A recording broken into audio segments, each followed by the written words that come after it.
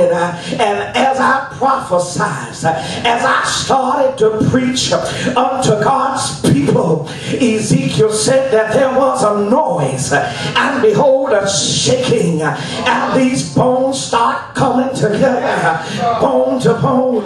Sometimes when God starts to work in the life of his children, things get just a little bit noisy. Sometimes as God is bringing back together that was scattered about, sometimes we raise up our voice and just want to tell him thank you.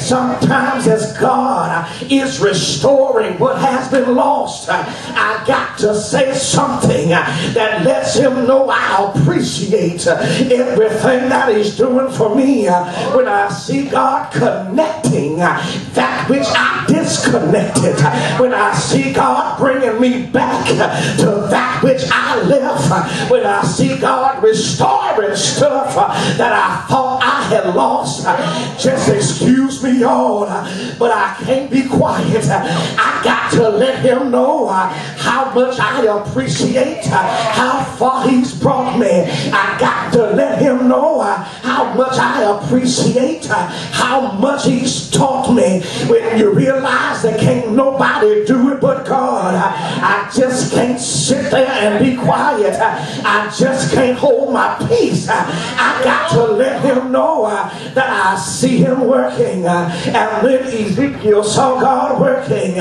he saw God's people on their way to being restored.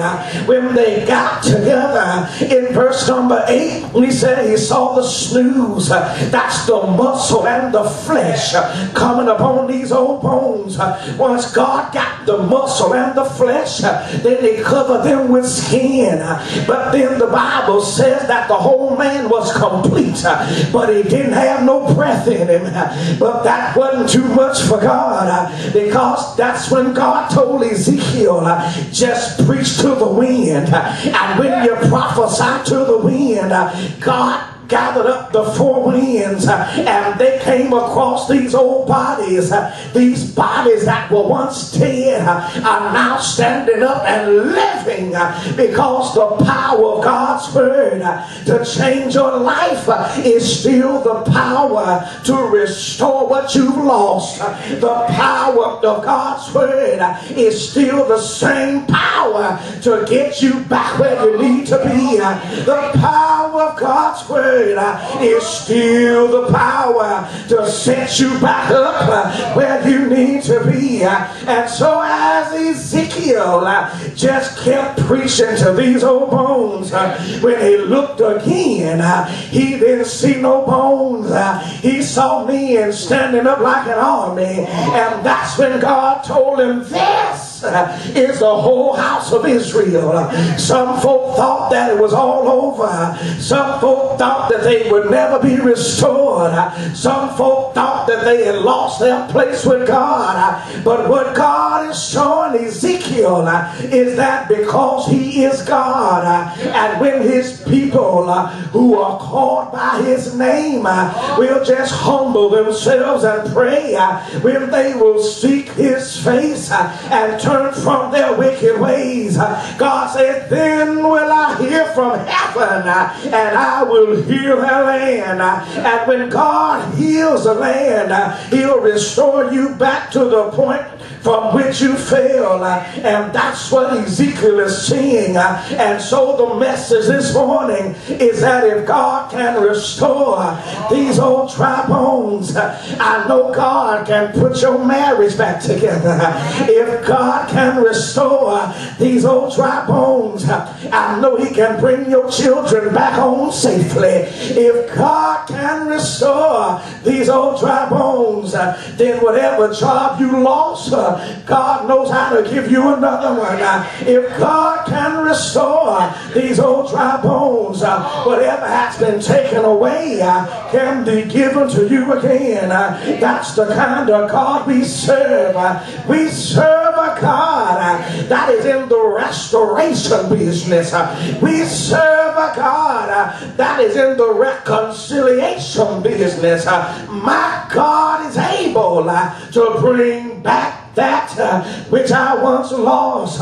And so I just got to depend on him and realize that since he is God, that doors that have been shut can be opened again. I've got to believe that since he is God, windows that have been closed can be raised back up. I've got to believe that since he's God, empty cabinets can be filled with food. I've got to believe that since he's God, lights that were cut off can be turned back on. I've got to believe that since he's God, repossessed automobiles can be returned back to my driveway. I've got to believe that since he's God, my foreclosed house can be put back on the market. I've got to believe that since he's God, my financial debts can be diminished. My bodily health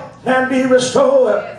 My sickness can be severed. I've got to believe that since he's God, my cancer can be cured. I've got to believe that since he's God, my ailments can be alienated. My peace of mind can be pursued. My problems can be solved. My questions can be answered. My race can be run. And my victory can be victorious. Attained. I've got to believe that since he's God, that if he is for me, he's more than the world against me. I've got to believe that since he's God, that weeping may endure for a night, but joy will come in the morning. I've got to believe that since he's God, that great is he that's in me than he that's in the world. I've got to believe that since he's God, that if God is for me, he's more than the world that is against me. I just got to keep my hand in God's hand and keep my eyes on the prize. If God can restore such a dead condition of his people, I know that God can restore my life. So no longer will I listen to the lies of the devil. No longer will I give him an attentive ear. From this day forward, I'm going to listen to God. I'm going to listen to what God has to say rather than what folk got to say, because folk will tell you that it is impossible, but God says in Luke 18:27 that all things are possible to them that believe. Folk will tell you that you are too tired and can't make it, but God says in Matthew 11 verses 28 through 30 that come unto me all ye that labor and are heavy laden, and I will give you rest. Folk will tell you that you can't do it, but God says in John 3:16 that he so loved the world that he gave his only begotten Son, that whosoever believeth in him should not perish but shall have everlasting life. Folk will tell you that you're not able, but that's when God's word says in Philippians 4:13 that you can do all things through Christ who will give you the strength. Some folk will tell you that it just ain't worth it, but when you look at Romans chapter 8 verses 1 and 2, God says it will be worth it. Some folk will look you in the eye and tell you, I never forgive you, but that's when God says in 1 John 1:9 that I'll forgive you and will cleanse you from all your unrighteousness. Some folk will tell you that you just can't manage, but that's when God says in Philippians 4:19 that I'll supply all your needs according to my riches and glory. You don't need no man to try to help you make it if you just got God. then God is enough. I saw God feed folk in the wilderness with 2 fish and 5 loaves of bread. I've seen God feed the children of Israel with bread from heaven and quail from the sea. I saw God feed Elijah with a raven just bringing him food to eat. And then Jesus turns around in Matthew chapter 6 and tells me to look at the birds. He said they don't work.